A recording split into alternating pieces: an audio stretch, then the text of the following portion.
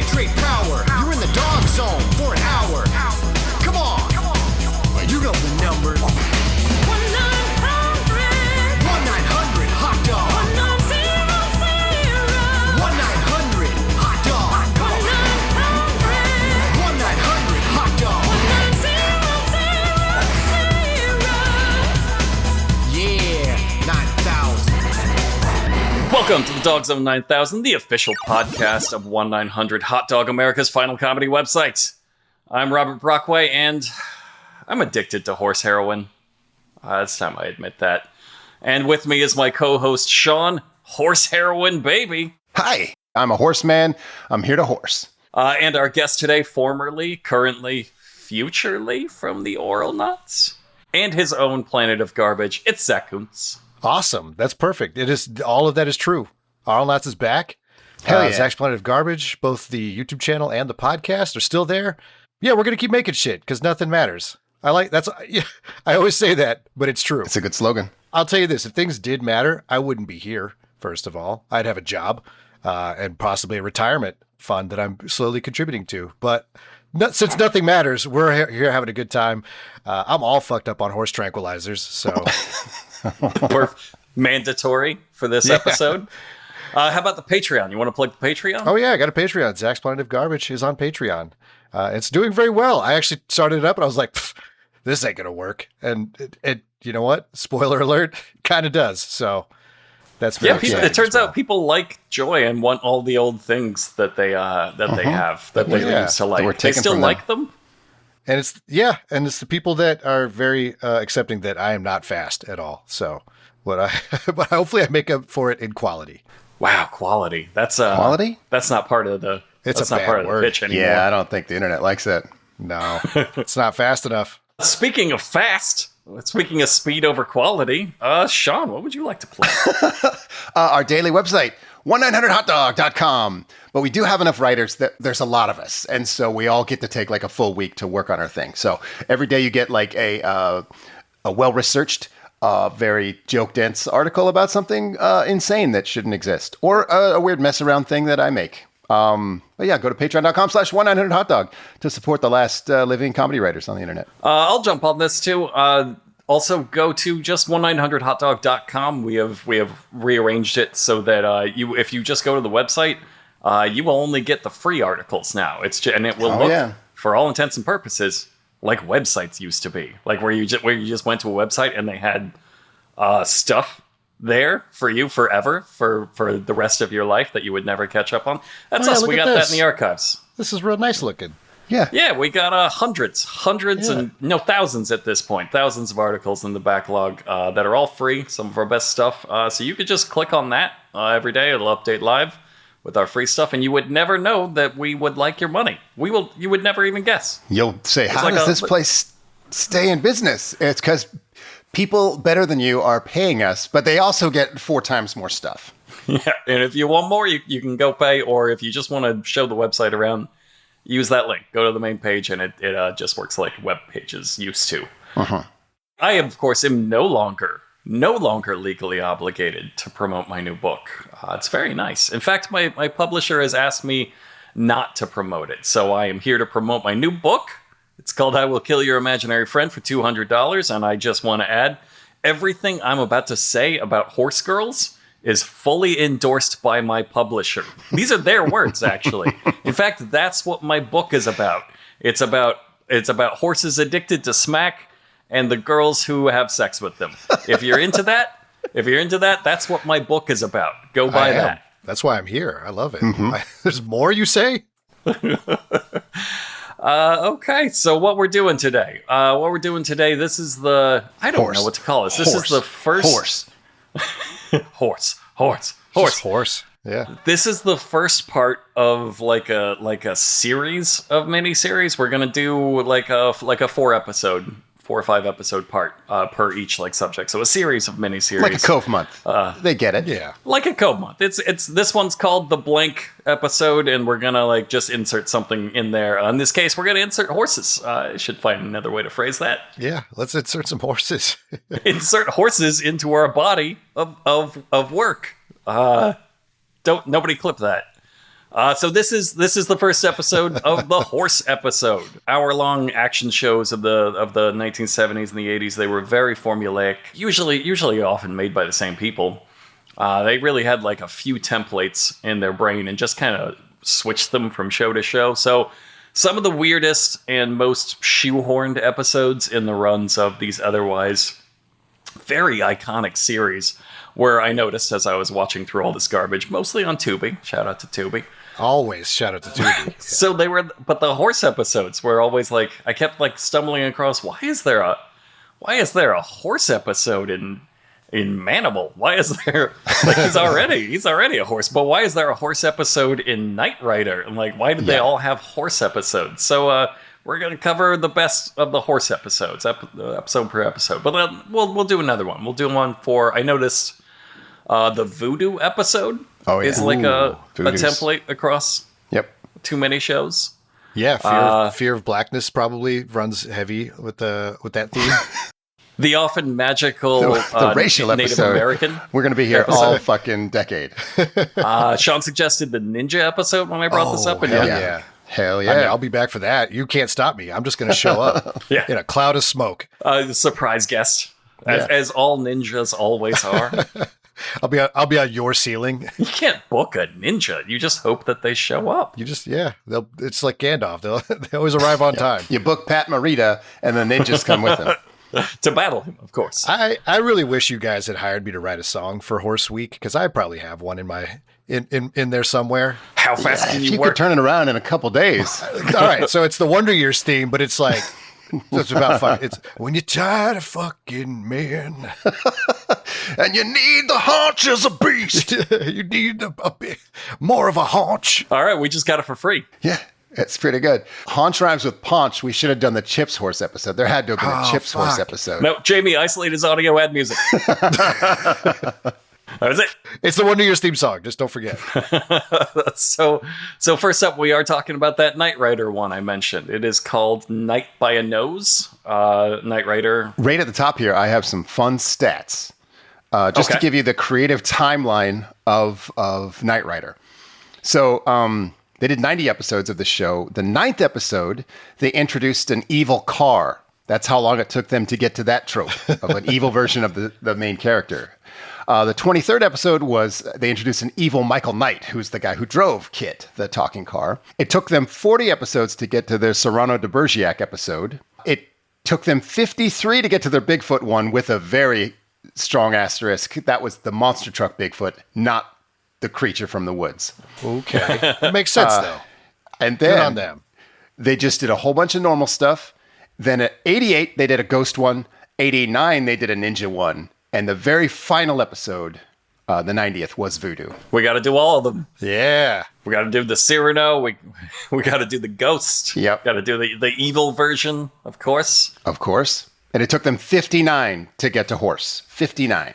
So well past the halfway point before they thought, oh, shit, horse would be good in a car show. Have we not done a horse episode? And everybody's just like, surely we No, have. we definitely did horse. That was part of the pitch deck. What are we talking about? Did we do Christmas Story? This is the 1980s. It's really fucking hard to check that. Like, we have to just go find a guy who knows, who Yep. remembers for us, and he makes $70,000 a year.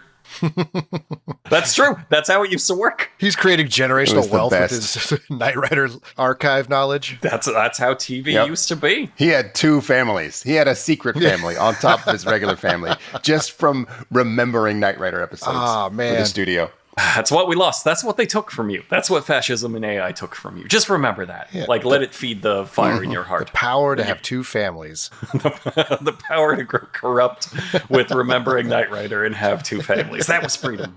That was true freedom. No, speaking of freedom, the intro to this fucking episode, still the same by Bob Seger, and it's cutting between a beautiful woman on a horse and Knight Rider on the highway. Bob Seger playing. The This is dichotomy the between fiercest, most American boner anyone's ever had. the dichotomy between horse and horsepower. Yes, Very yes. tangible. Yeah, I like how they were trying to be like, oh, these are. Look at Kit. Look at this high tech car cruising the open highway on a quest for vigilante justice. And here's here's like a rich teenager playing with her horse. And then the song is there going like, these are both the same thing. It's exactly the same. They're like, we need a song with two things that are alike. Like, oh, I got it. Bob Seger's still the same. Really spell it out for you, what they're going for. And it's the type of song, too, that at this point sounds kind of sarcastic. You're like, no way, is this guy for real? I loved it. Yeah. Like, oh, man, I wish I wrote this. God, Bob Seger songs. Let's sing Night Moves. Maybe Night Moves could be the theme song for our horse episode. Working on the horse moves. Yeah, it works. Moves. Yeah, that's perfect. So she's riding this horse. The horse's name, just for your knowledge going forward, is King Jack. The girl's name is Max.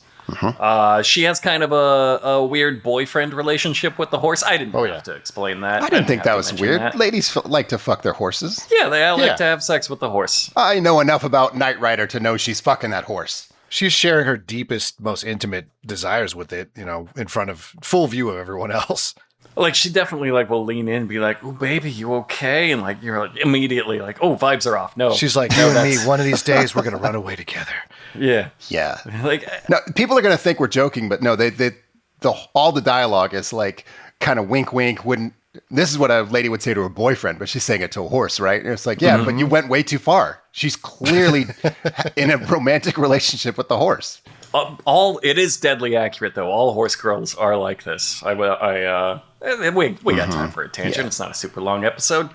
I took an online class, and it was a poetry class for my writing major when I was taking college. And one of the girls in the class for her, I think it was her introductory poem.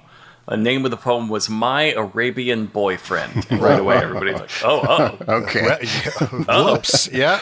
See, I would have clocked that as horse instantly. Like, I would have jumped well past the racism and been like, "Oh, she's talking about a horse." Yeah, yeah. But she played with that the whole time of like, I'm talking about this studly guy, his huge muscles, and how I ride him. And then at the end, it was like, "And he's my horse." And you're like, oh. Okay. And then people were probably like, God, kind of wish it was racism. I gotta be honest. Would have been less weird. The racism. Yeah. More tangent. Some people know I've moved to Colorado, and the dating scene is, it's either horse girl, fish girl, or rock girl. Those are the three categories. Yeah. Oh, rock girl all the way. Yeah. Rock girl. Yeah. Rock climber. I'll take a rock girl.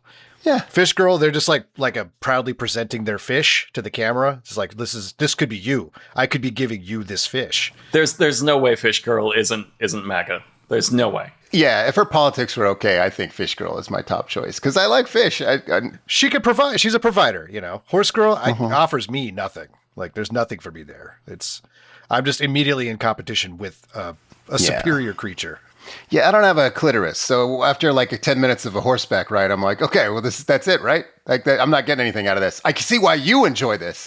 Yeah, with your flesh Sibian, yes. All right, good times. I'm gonna go get a fish. And you know what? I know how to enjoy the fish. The fish is my thing. So she's running her horse around, doing a timed lap, and then her manager gives her a bunch of shit. He talks about like how she's not fast enough to make the big race, and that's all kind of distraction. So that this the doctor, the vet, he's a real Wilford Brimley type, a real Wilford Brimlet. He comes by, he sidles up and dopes up the horse with something. Like we see him, but she does not. I thought it was like everybody knew he was just, I'm just going over here to give it horse vitamins. Like it was very weirdly played. The actor made no choices to like perform any scheming faces or anything. He's not like looking around to make sure. It's like, yeah, that's horse medicine. She sees him do it. There's nothing suspicious happening here. It's real tough to play subterfuge with like a Wilford Brimley face. Yeah, that must be it. It's a high ask. Yeah, it's not a real subtle face. I think people are going to know this the second I start saying it, but this was 1985, and so they talk to this woman like she is a fucking baby. Like they're like, "Hey, little lady, you didn't push that horse hard enough." And instead of being like, "Hey, fuck you, dude, I know how to ride a horse," she's like, "Yeah, I guess you're right. I'm a stupid girl. I'll always be a stupid girl." Like it's just what the hell is this energy? Like it's so of the time, but like, I guess I'm just not used to it. I watched so much 1980s stuff that it didn't even register. It didn't even register to me. No, I've got like therapy language now. I'm older, so I'm like, this woman's entire purpose in this show is to be gaslit the entire running time. Yes. Yeah, she's real good at that. She is wrong about every detail in this entire plot. People walk right up to her and say, here's what's happening. She's like, I don't know. Maybe it's this completely unlikely thing. Like, God damn it, Max. So she is extremely gullible, and she falls for it. They get her to rerun the lap now that the horse is doped, and it collapses. And like the second it collapses, Wilford Brimley runs up and shoots it. Like it is not fully down. Love that. He's like, well, I guess I better grab this gun I brought. He brought his horse killing gun. Yeah. Dude, yeah. She's like, don't kill my lover. And he's like, bang. Like, it's not like, let's see how bad it is. Let's take an x-ray. He's like, fucking on it. I get the feeling every horse owner is waiting for this exact chance to shoot a horse in the head to treat a broken leg. Because I Googled That's what it's really about. That's why I bought the horse. Yeah. Yes. It's like one of these days I'm going to get to, it struck me in this moment that this was probably like an old wives' tale or something, that like people don't really shoot a horse after it breaks its leg. But I Googled it, and Google's like, yeah, totally. Fuck that trash monster. It's got broke its leg. Blow it away. It's no longer has any use to me. Yeah. Dispose of it. It is in no way enough time to even like register whether or not that leg is, because he's running up with the gun the second it goes down. Second. It literally goes from her going, like her coach, her partner, who's the other guy involved in this, like runs up and says, "Are you okay?" And she goes, "Yeah." And then the vet goes, "I gotta shoot it." Hold on. You can't stop me. I'm already rock hard from this. The equipment the vet brought was like manual masturbation gloves and a gun. Those are the only two types of medicine for a horse. So they do. They shoot it, and she screams and screams for her dead boyfriend. And then they cut to Michael Knight, David Hasselhoff, and Kit, and they're having a little fussy argument. And like this is the thing that I always found bold about Knight Rider, is that they made Kit the car when it was time to give him a personality. I don't want to say gay, but he is a sassy bitch. He's zesty. Yeah. Like he's very fussy. He's very particular. He's very prideful. He's kind of anxious. All of this. It's not me saying this. This is all 80s shorthand for a gay character, but we can't say it. If you look at Three's Company, look at anything. Like once they need to say here's a gay guy, but like we can't say that on television. He acts and talks just like Kit. I do have a clip. I do have a clip of that will prove this. Sleek, spirited, and moves like a hurricane. Michael, you're too kind. Not you, pal. The futurity preview on Max's horse. What, a horse? Try stubborn, skittish, and expensive to maintain. Not at all like you. Never, and capable of only 40 miles per hour in short bursts. Useless creatures. What do people see in them? I'm immediately jealous of the horse in like a really like preening way. And I think they knew what they were playing with. I just thought it was fascinating that they're like, we got such a cool concept. There's this cool talk. Everybody's going to want like a toy of this car. It's such a good action show. Also, the guy and the car are gay for each other. And the married couple is something I didn't remember. Yeah. I think I just liked the idea of Knight Rider more than I actually watched it as a kid. I do not remember Michael Knight being this big of a piece of shit. He is awesome. Like he's right away. He's hitting it up for money. He's like, "Come on, give me $40 for the races." I didn't know it could give cash. Yeah, it's got a little ATM, little CD player, spits money out. That changes fucking everything. Everything. Kit is also an ATM. Yeah. He's driving up to the horse races, and he's like, "Hey, I need $40 for the horse races." And Kit's like, "I don't know. They track every expenditure. I can't just give you $40." And that, for the first time, like since you bring it up, how much does a Knight Rider make? Yeah. Is it not $40 a day? Yeah. Doesn't have a per diem or anything. Like you get $40 a day. Use it however you want, preferably for some food. But if we can't stop you from betting on some races.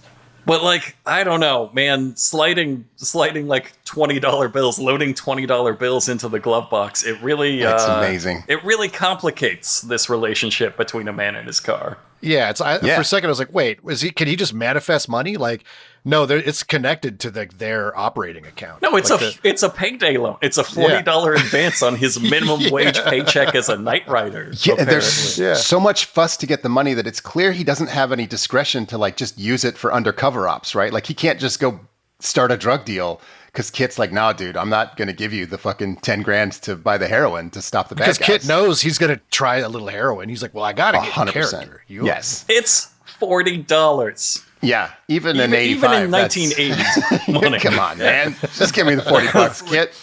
He's like you should definitely, that should be like a day's advance maybe in the paycheck of a night rider. Like a night rider should be, you don't need a second job. You shouldn't need a second job to live if you're a night rider. It's not that bad unless you consider that this is probably like the 18th time Michael Knight has hit him up for $40 that day. Yeah. It also shows like the nickel and dime corruption of Michael Knight, that he is just a piece of shit, that this money is so carefully accounted for. And he's like, nah, shit, dude, they won't notice. Give me the cash. Like, what else is he doing like that? Is he and they immediately notice. They're like, oh, by the way, you gonna get that $40 back or what? Like his people back at base were like clocking that shit right away. I bought some Charleston chews. I'm hungry. You got, there's a tab. They keep track of everything. Like he is for sure indebted to them for the rest of his life at this point. Like this is Night Kid is a debtor's prison. He's trapped in that car until he can. Yes. I'm just thinking, what else is he using Kit for? Because the car can kind of do anything. So Michael Knight's like, hey, take some X-ray photos of those naked ladies. Get shots of those ladies without clothes on with your hypersensitive X-ray cameras. And they have arguments about that kind of thing because he clearly doesn't give a shit. And also, Kit's really, really jealous and very fussy. Yeah. He's giving him cancer. He's like, sure, I'll take a picture of that bitch. And then boom. I don't know. This is Jamie. We can cut all this. I think this is more reflects on my darkness than the showrunners. So David Hasselhoff, he does get the $40 advance, and he goes to gamble it on horses because he knows the jockey Max. We already met her. I mean, it's a lady. Michael, he knows all ladies. I think that's kind of what the subtext of the show. Yeah, in his stable, huh? There you go. But he sidles up all just like cheese and charm, like, "Hey, I got $40 for a little lady here," and she's like, I have to quit horse racing because my horse died. And he tries to give her an inspirational speech. I, of course, took a clip of what he says. Great. Now, come on, what's that old saying? When you fall off a horse, you get... right back on. But in this case, I can't. Because the horse is dead. Wait, no, this is a metaphor. What are you talking about? She took 7 beats because the horse beat. God, it's the best. He's dead. All right. So also just to kind of paint a little bit more of a picture here, this Max is an old friend of Michael's, but he is not here because of that. He's here to check on his investment. He's like, let's go have a look at this moneymaker that's about to make me a rich man. Also, hi, Max. Like, what's going on with you?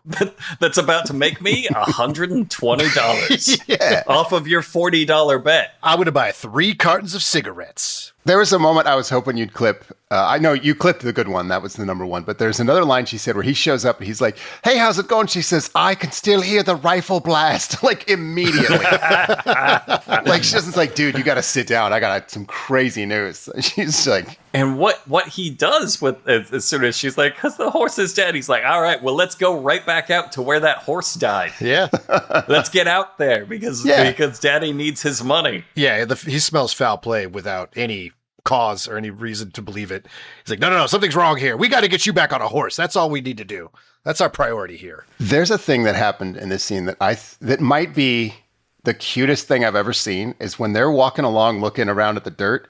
Kit is just kind of creeping behind them like a little like car buddy. Oh, it's like, that's adorable. Yeah. He's just a jealous little bitch. Yeah. I'm not going to let you out of my sight, Michael. All the time. Michael will get out of the car and walk, and Kit will just kind of creep along just behind him. Like, follows him like a little buddy. I love it. I love it so much. It is really cute. Anyway, he uses Kit's like field detectors to detect a small piece of glass, which holds a drug called promazine. And Max the jockey says that is heroin for horses. Okay, but first, he says, look at this glass. She goes, well, that's probably the groundskeepers. They come out here and drink beer all the time. And he goes, no. This is too thin to be a beer bottle. So Michael Knight has scientific knowledge of the thickness of beer bottles because he's such a piece of shit. And I love him. I love him. That's how hard he drinks. No. The Coors Banquets are the thinnest. Yeah. That's real This might knowledge. be a wine glass. This glass could not hold beer. He's like, no, guys, put it in the script that's too thin. Like, you know a lot about beer bottle, Hasselhoff. Anyway, this is another example of Max being immediately and confidently wrong. He's like, look, this is some weird broken glass. She's like, fuck it. Who cares? That doesn't mean anything. It's just the groundskeepers getting fucking plowed out here again. Right. I always I always roll up and find them just passed out on the track. This is where the horses run. We don't like clean it. We keep a lot of sharp broken glass here.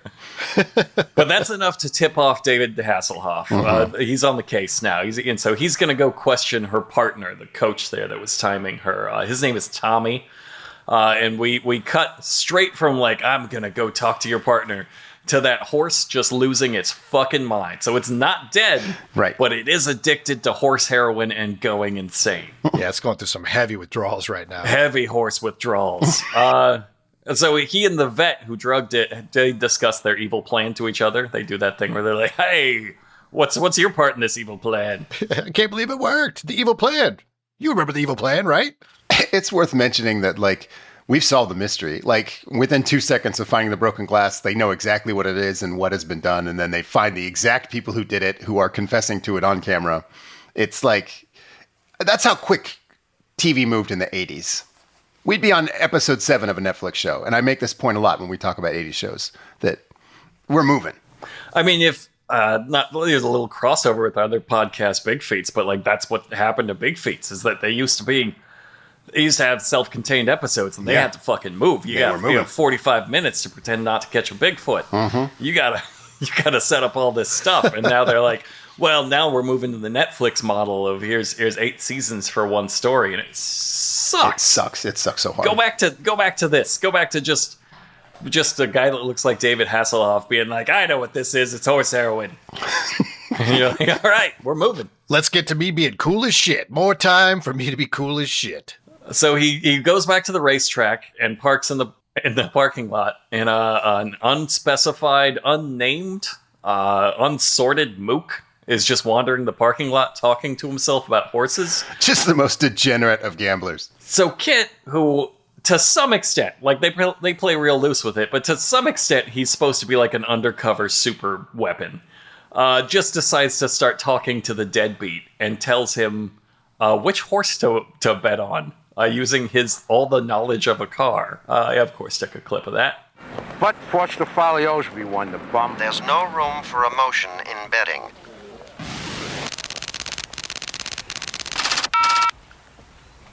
Taylor's goose in the 4th. Who's in there? Never mind who's in here. I've given you a scientific projection. Kindly remove yourself to the betting window and spare me your superstitious prattle. Hey, what's your language? You got inside information? Let's just say I have a hot system. Just couldn't help himself. Just such a snooty bitch. Like, there's no room for emotion and betting. I brought that because it proves what a fussy little bitch he is about everything, but also that he's willing to just get this dirtbag like potentially millions of dollars and like change the course of human history. He's making a Biff Tannen right like before our eyes. And it for nothing, for absolutely, he just happened to be walking by, and you're like, you're not supposed to talk to people just because he heard something he disagreed with, which was a guy using emotion to make statistical choices, and he could not abide by it. So David Hasselhoff, he's at the track. He took off to go confront Tommy, the partner, about what he thinks is going on. Now, what he thinks is this is a horse insurance scam, right? Yeah, which is. Like, yeah, you're here to collect that horse insurance. That's why you shot that horse. So he doesn't fucking get it at all. We thought, like Sean said, like we now know everything about it, but he's like, I know what this is, horse insurance. And no, it's absolutely not that. He wants to sell the horse the next day. He wants to sell the horse just ahead of the big race, which is in 24 hours, to the highest bidder that he has lined up. So the partner, and we find out why. The partner, Tommy, he was in debt to some mobsters, and they're gonna kill him if they don't get the debt back to him also within 24 hours. So he has to like sell that horse, turn it around immediately. He's working He's on in a lot real of short timeline. He's a bozo. I love this guy. He's such like just goofs up every single thing he tries. He is not a very worthy adversary, right? But I love him. Yeah, I think he's sort of the villain. He's not good at it. Yeah, I think he just fucked his life up so bad he just finds himself in a real tough spot. We cut back to the roving semi-truck headquarters of Knight Industries. I remember this part because I did have that toy. Yeah. The little toy that comes out of the fuck. back of the. No, I just You rich not fuck. the big one, the little one with like the Hot Wheel. Oh, okay, yeah. Not like the Optimus Prime, $50 one. I did have the Optimus Prime $50 one, but Mexican version. What? I used to- What sets Yeah, that we used- apart? I don't know. I don't remember. I still have him around somewhere. Is but, he like, made with cane sugar, or like what is? we what's went the to difference? He might be. He might be. We used to live close to the border. We went to Tijuana all the time. That's one of the things that was you like. used to get katanas and shit. Yeah, you used to get fucking ninja stars Tijuana and fireworks. katanas, yeah. And I got a Mexican Optimus Prime. Like he does have a mustache. Or maybe that's the difference. Optimo Primo. Those are cigars. You just bought a bunch of cigars. Optimo Primos are cigars. That's what's in the trailer. What is That's it? what's in It's Optimus Prime Mexican style. You open up the trailer, it's full of cigars. So they've programmed inside the trailer, which is just constantly driving around the highway. It rules. They've programmed, the lady that programs Kit says she's programmed him with all known information about horse racing. Yeah. Because she's a horse girl, probably. She's like, my family couldn't afford horses, so I studied cars. So I put all my horse girl energy into this car. And remember, this is the 1980s, so like he's got like a 12K RAM. Yeah. Like, you got to delete all of the highway system off of that hard drive to make room for all that horse knowledge. Yeah. You had 4 megs on your hard drive back then. We lived on floppy disks. So David Hasselhoff has a boss, and his boss thinks that he is only on this case because he wants to fuck the jockey. And he doesn't, he sort of denies it, but not really. Oh, He's right. like, that's not the only reason.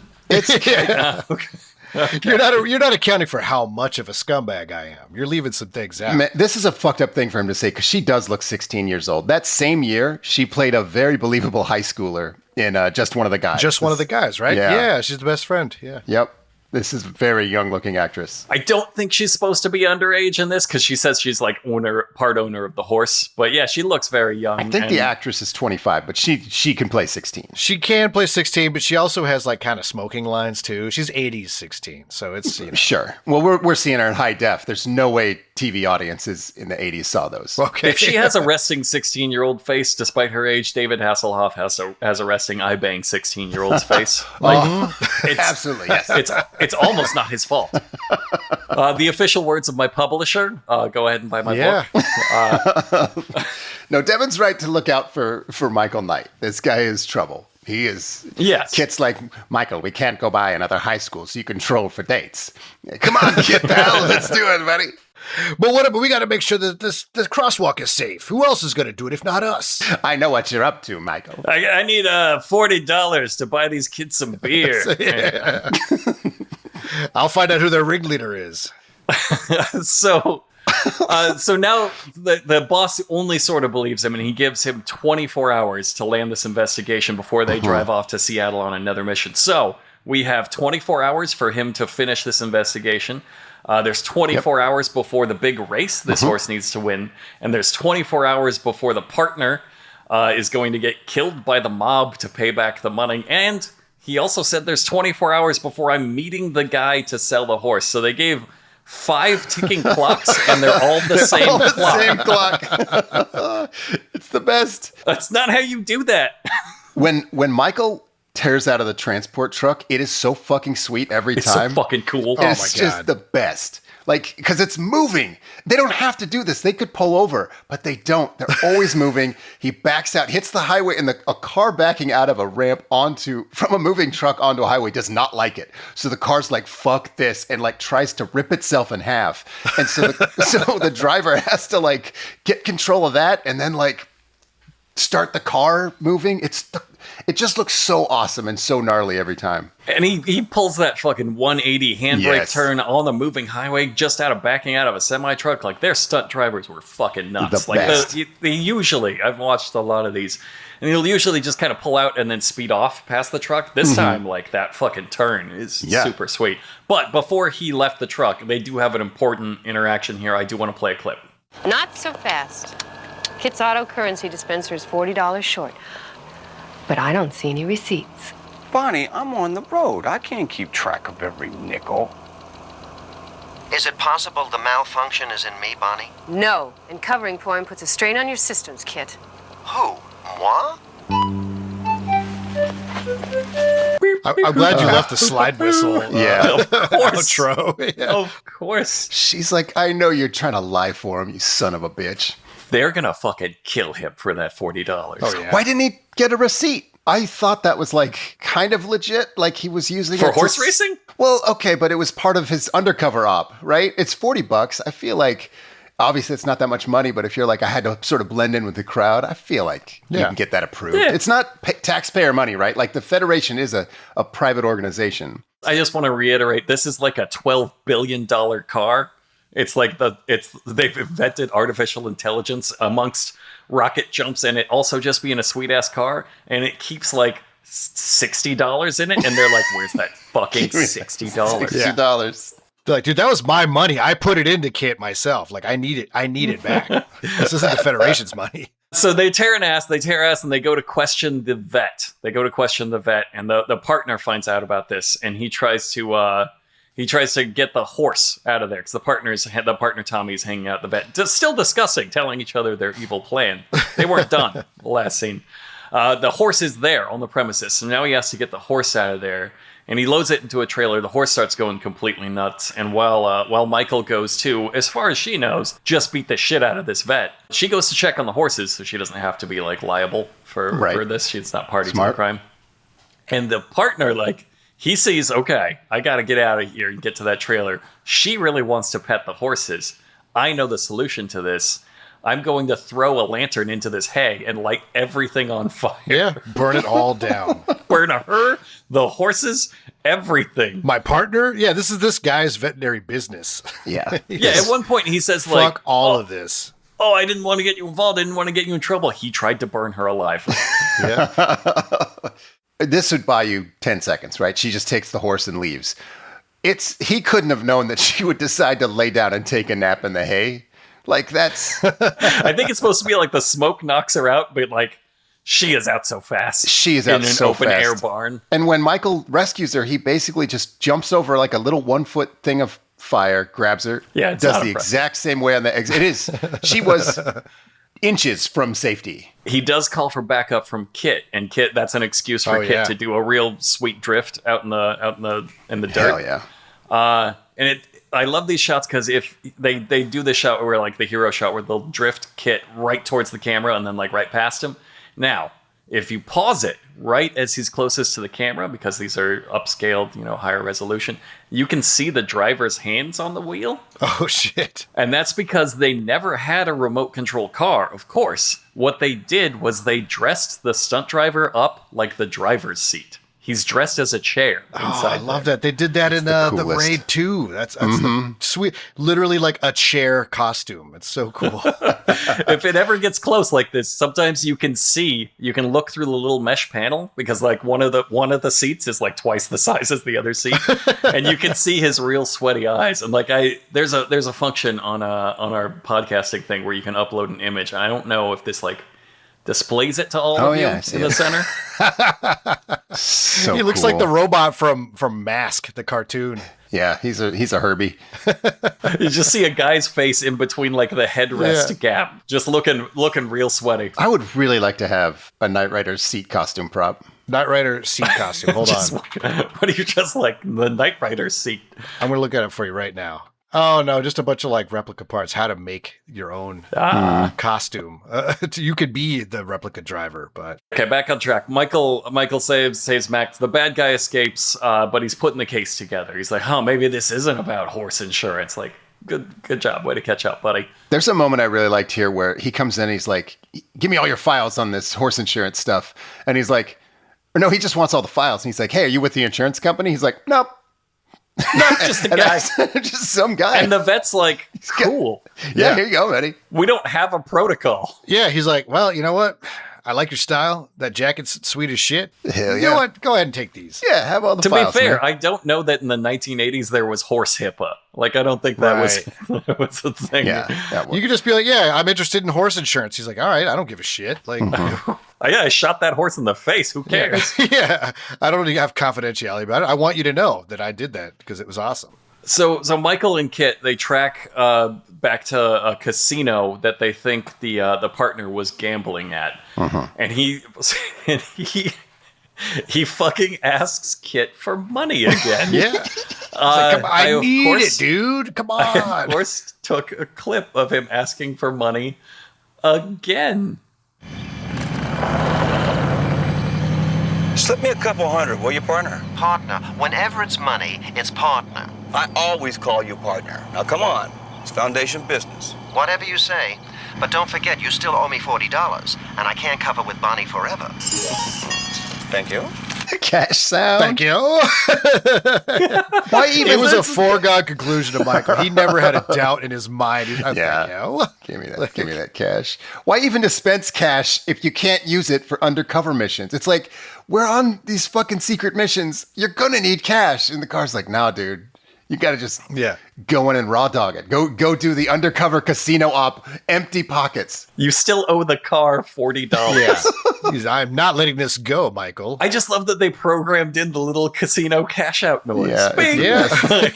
Yeah, it's like the little dopamine rush. It's got to feel good. Jackpot. Yeah. You got to get him pulling that gear shift again. The sound designer has so much fun. Like earlier, that was like a spaceship explosion sound from like an early '80s arcade game. Like Yeah, they're it was just an fucking Atari. around. Like, I was trying to figure out exactly what game it was from, but it was perfect. Could be any, but yeah. So Michael goes in. He gives $100 to the guy just to let him in, and then promptly loses most of the rest on the first bet. Yep. So he just 30 seconds ago borrowed a couple $100, and now he has basically nothing. He's already out. Prime undercover work. He calls Kid. He's like, dude, you gotta fucking fix the roulette table. And there's obviously no way a car can do this, right? And they don't explain it. Not a single word of lip service is paid. There's no like, oh, I'll use my magnet ray or my probability calculator. No, he just can fucking fix a roulette table from 400 yards away. Cars can do that. Yeah. I think I'm going to give the show a little bit of leeway here. I think that Michael suspected that the table was being electronically manipulated. So What can the car do about that? Why does the car have a... it can electronically connect via waves. He could have got the signal, right? What did they have in the 80s? I don't know. Radio? Like what? I would have taken that. That's enough for me. I just didn't like how say that.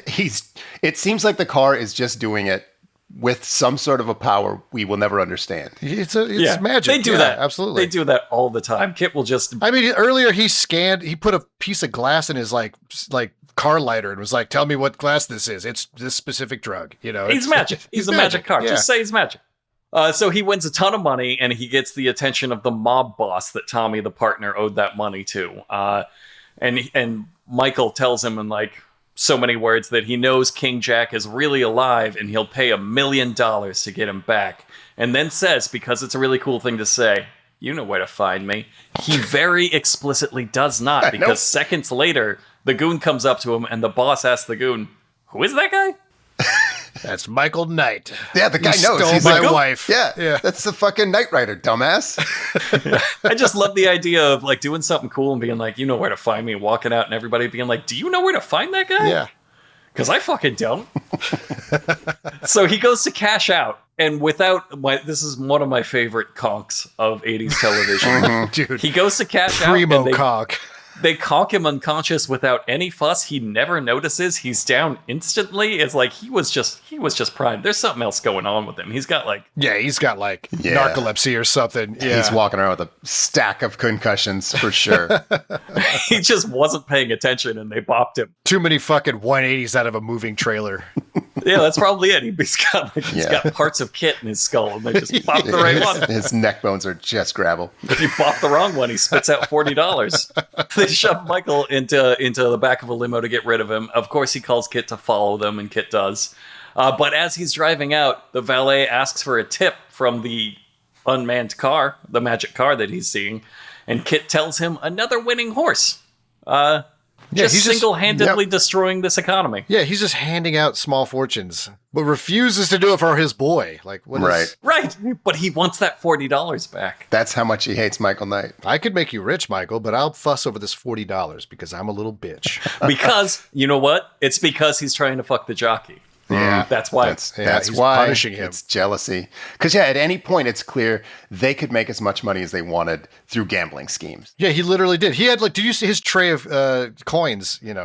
His chips was a small fortune. He was about to cash out $100,000. If he hadn't gotten conked, he would have just. Yeah, and he was fully prepared to just leave with that money too. There was no. He would have paid we'll off his debt and been free of Kit. That $40 debt. been free. So the bad guys are there. They're making a deal to sell the horse to an old white guy doing a terrible Arabic accent, which kind of sounds like an English accent, because that was the 80s. I liked his little chic hat. They're like, that's little chic hat. Good enough, right? Do we not know any Middle Eastern actors? It's the Cannonball Run 2 thing. You just get like a Jewish guy. Yeah. And just, tan him up a little bit. And, you have Wrap a chic. a towel around his head. Put some sunglasses on him. Yeah. Yep. There you go. And you can do the accent, right? And then they're like, probably, what is the accent? I don't know. We don't know. Just whatever. If we knew any Arab people, we would have brought him in. Like, what are you talking about? This is the 1980s. There's no way to check that. Nobody here knows an Arab person. Yeah. Same guy probably played a Native American in some other movie. I didn't look him up, but his headshot does appear later in this episode. I don't know if you noticed that. Oh, yeah. It's that guy. Yeah, they were like talking about him. Yeah, he was like, oh, that's on this the wealthy computer chic. or whatever, right? This wealthy chic. Yeah, and the screen popped up on Kit, and it was this actor's headshot. No, it's unmistakable. There's no chance it was anything else. I wonder, man, that's sweet. He got that sweet spot. Everybody's going to cast like, oh, I needed an ethnic without talking to one. So Kit goes and rescues David Hasselhoff from the back of the limo in this fucking sweet ass moving car transfer where the stuntman jumps out of the trunk and like jumps across as they're driving on the highway and crawls up Kit. It is such a sweet stunt. It's good. It's real good. Just casually jump from one car to another on the highway. The stuntman wig was kind of a jump scare, laugh a little bit. But I forgave it. You know what I mean? Like it isn't even close. It's like they have a bath mat on some dude's head while he does this completely awesome, death-defying leap. It was designed to be 1/10 the resolution of this. Just like the guy, just like you can see the guy man dressed like a seat. You're like, oh, I wasn't supposed to see that. He says something insane when he pulls the trunk, like a supercar pulls up behind this guy, like within inches. The trunk pops open, his hostage gets out, fucking leaps across cars and jumps in through the sunroof. And then David Hasselhoff says, oh, I guess he noticed us. The plan was to do that and not be noticed? Yeah. Like, you're out of the car, bro. It's mission accomplished. Yeah. Who gives a shit what this guy thinks about it? This is maybe the one thing I remember most from Kit is that anytime he could just jump, like he could turbo jump and he would just fly. So he jumps over the car. And this was not one of the better ones. It cuts really quick after the impact because it landed hard. Like, it comes down at an angle on the front tire. They killed a Trans Am for this, for sure. Oh, yeah. That model exploded. Yeah, for sure. And that was the Simpsons joke, right? He does at least one turbo every episode. Yeah, he has to do the job. That's why people came. This is kind of a wasted turbo. I don't feel like this needed a turbo. You could have saved it for something else. They don't always destroy the car when it lands. Yeah, because he was already in the car, right? Like, Yeah. Plus, it was on an open highway. It could have just passed him and slowed down in front of him. Yeah. However, this does work. What that does is the goon stops, and the goon is like twice the size of Michael Knight. And when he stops, the goon just gets out and is like, there's no fight. He doesn't do anything. He's just like, that car jumped over me. I'm not going to do anything. Yeah. Like, my life is ruined. My mind has been destroyed. I'm just going to tell you everything you need to know. He doesn't. He says, I want my lawyer. And then presumably they just road haul him until he's dust. Yeah, because is Michael a cop? Like, he can just beat the shit out of this guy as much as he wants. And then, like, later they confirm, he's like, well, he's talking to his lawyer. It's like, oh, what are you? Yeah, what's the point of view then? Call the cops. Yeah. Are you not above the law? Like, yeah, this horse is a horse crime. Why did we explode a Trans Am for that? My God.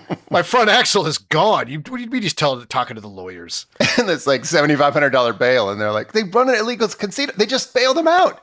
Oh, God. This was another 80s theme, is that, like, the law can't do nothing. The law is just impotent. That's the whole purpose of Knight Rider. They say that in the intro. Like, we're criminals who are above the law. Only I guess Knight Rider is still below the law. Yeah. Every episode ends with him like punching a couple of guys and then looking at them and being like, "Stay here. The cops are on their way." Like, all what right. if they said no? Like, are you gonna kill him? He won the fight. What are we gonna do? Yeah, it's fair and square. Hey, what if they arrest you, Michael Knight, for all kinds of crimes? You just beat the shit out of a guy and trashed 2 cars. Yeah, and you on the manipulated highway. a fucking illegal casino that you participated in.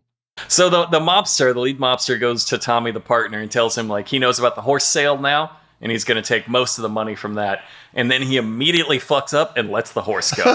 Yeah. You're bad at this. He keeps messing with the horse. The guy's like, the horse doesn't like strangers. Like, I don't fucking care. And the horse is like, I'm gonna touch it. Okay, I'm breaking free and running away then. And it does. And they both just watch it go. And the mobster goes like, "Get him back." And to his credit, Tommy just goes, "I'm not going to catch a horse." Yeah. Like, It's a world champion horse. Fucking, yeah, kill me. That's but they know where he's going. Yeah, because horses are like dogs, apparently. Yeah, they always go home. Yeah, it's a classic horse knowledge. Horses can navigate. Horses go back home. Do they go back home? Sure. I mean, according to television. Willing to admit that my horse knowledge is not really that great. Look, they go back home if they got something sweet like Max. Hell yeah. If they got a woman to go back to. Because he sidles up to her and she doesn't like, "Oh my God, my horse. Oh, holy shit, buddy. How you doing?" She goes, "Oh, baby, I'm so glad you're back." Did you take a clip? Because I wrote down the exact quote. What's the exact quote? "King Jack, you're alive. King Jack, oh baby." Real sexual stuff going on with this horse. And it's pretty hot for a horse. I'll say that. I'll give him that. Sure. No one disagrees with that. No one's saying she's wrong to fuck the horse. No one could. I'm going to go on record that I'm saying that she shouldn't fuck the horse. I'm going to split ranks here on this one. You're a coward and a liar. I'm staying conspicuously silent on behalf of my publishers. So as she's reuniting with the horse, the mobster and Tommy, the partner, just walk up and they're like, "All right, we're going to take you and the horse." I wonder if at any point they had this conversation in the car of like, "Holy shit, like, was this way easier than like drugging a horse and faking its death?" Yeah, Right? we could have just threatened her the whole time. We could have just kidnapped and killed a girl. There's nothing she could do about it. Yeah.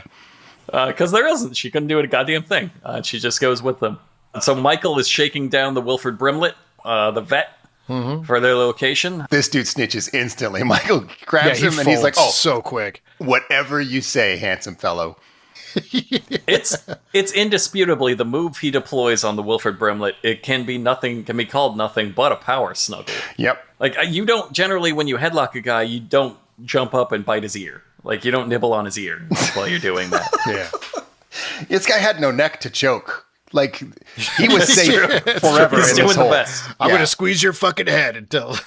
Got him in a forearm chest lock. So he talks, he tells them, and then Kit goes to like zoom up to them, but they're in a horse trailer, so like they're kind of selling this like, this is the final chase. And they show it in a long shot, and the Trans Am just zooms up like 80 times faster, like just immediately. I love when they do this. It looks so cool when they just speed up the regular Trans Am.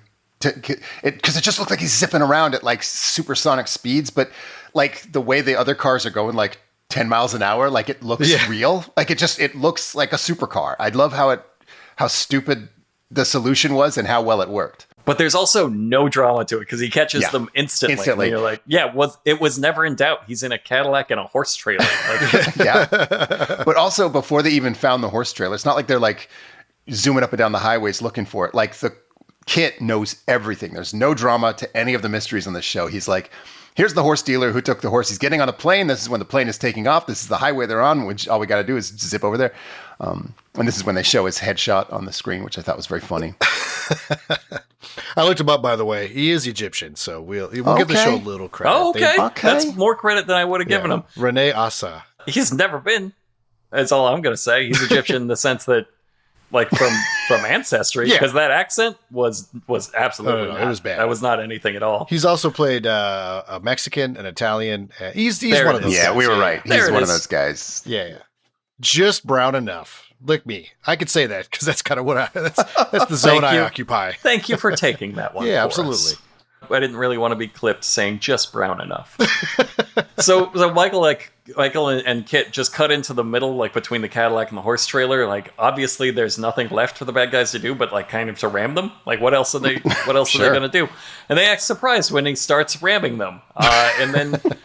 And then he deploys the oil slick that he has in the car. Yes. But while he does that, he says a bunch of stuff that really sucks. I took a clip. How rude. He's trying to make a sandwich out of us. I think I have just the thing to loosen him up. Let's give him a little fresh OJ. Arm your oil jets. Ready and waiting, Michael. Just the thing for the slick guy. I don't know what you're talking about. That is cool as shit. Boo.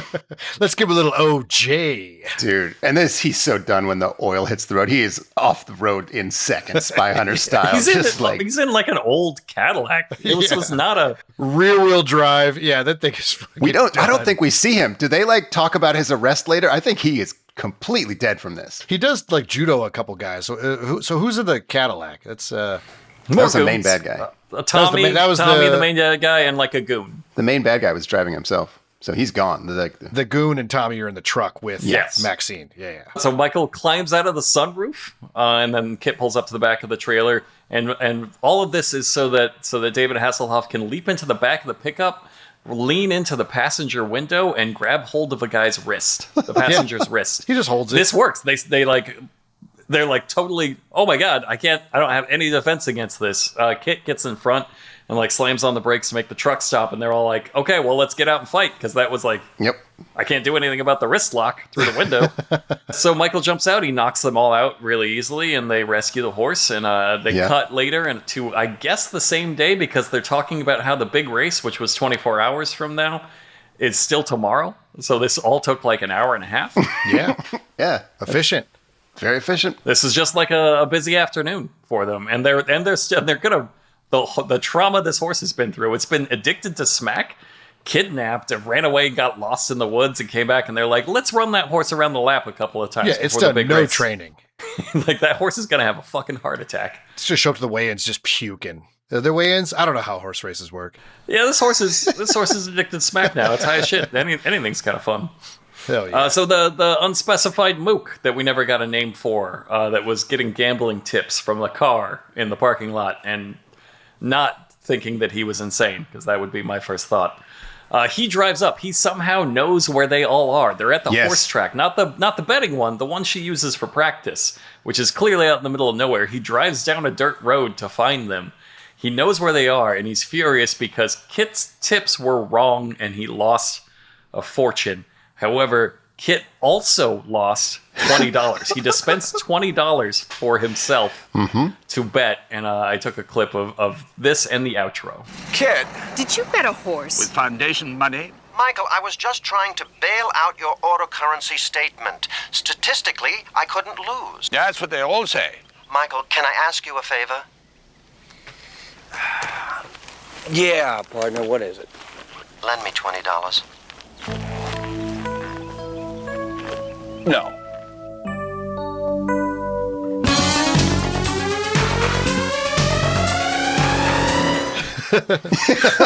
Yeah! No! Dude, that theme song comes in so hard and fast. It's so incredible. hard. I love that cut from like, we're doing a little bit. He's like, you know what? Fuck you. Dun it. It just slams in there. It's like, we're doing a little comedy bit. Let's enjoy a sensible chuckle. Oh my God, we're going 1,000,000 miles an hour and everything's on fire. We're all going to die. I'm going to put that on a little playback device whenever I reject somebody. I have that ready to go. No. You want to go out tonight? You know what? No. Dun it. It's perfect. Yeah, it was perfect. That was the perfect horse episode, and I can't wait to find out how the other shows did. I assume they're all this good.